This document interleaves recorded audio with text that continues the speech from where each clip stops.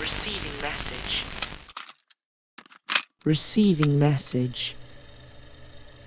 The city is near, and all is right with the cosmos. In 1995, when the Hubble Space Telescope peered into a patch of dark sky, astronomers expected only faint galaxies and the dim hum of the early universe, as they only intended to find a faint echo of the background radiation from the Big Bang. But when the lenses came into focus, something so ethereal, so far beyond comprehension stared back at them that no one could believe it.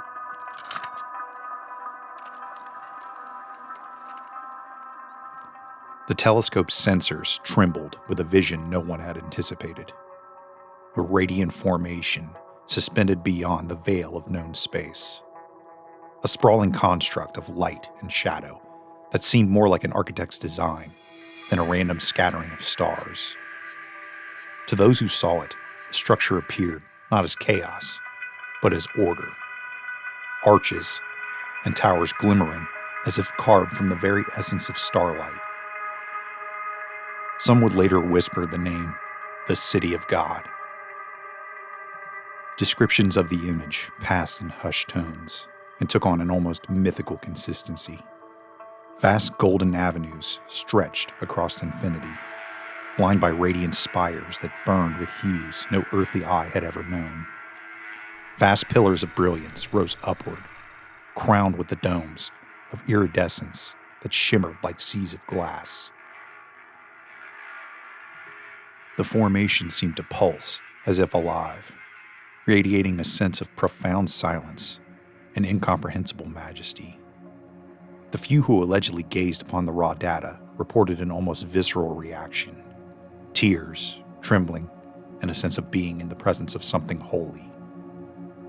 It was not simply light, it was architecture woven from eternity. Yet the official channels buried it.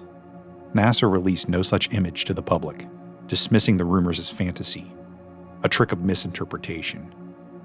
But among the shadow of secrecy, whispers emerged of technicians who had seen too much, who claimed the data had been sealed, classified as beyond the bounds of scientific release. To show humanity the image, some said, would collapse the delicate scaffolding of disbelief that modernity had built. For the secular, it would demand explanations, and for the faithful, it would ignite apocalyptic certainty. The City of God, if true, was too dangerous to be revealed.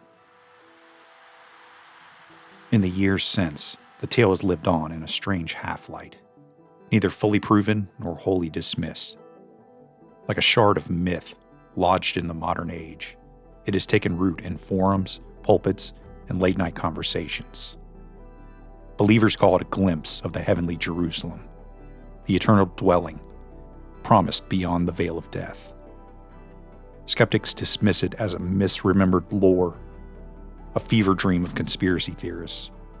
Yet the legend endures because something in the human heart aches to believe that far beyond the stars lies not emptiness, but a kingdom that is waiting, an eternal city burning with the light of God. Although it's a very wild story, I remember seeing the images in the tabloids and newspaper sections at grocery stores when I was a kid. And I remember being fascinated with it. Just the picture was just caught your eye, and just the idea of it was fascinating. But for all we know, it could have been a disinformation campaign. Maybe they put this out to make it look false and make it look like some wild story that some fiction writer just made up to sell these tabloids. But tell me what you think. Either way, I believe the kingdom of God is out there, whether we can physically see it now or we have to wait till after we pass to see it with our own eyes.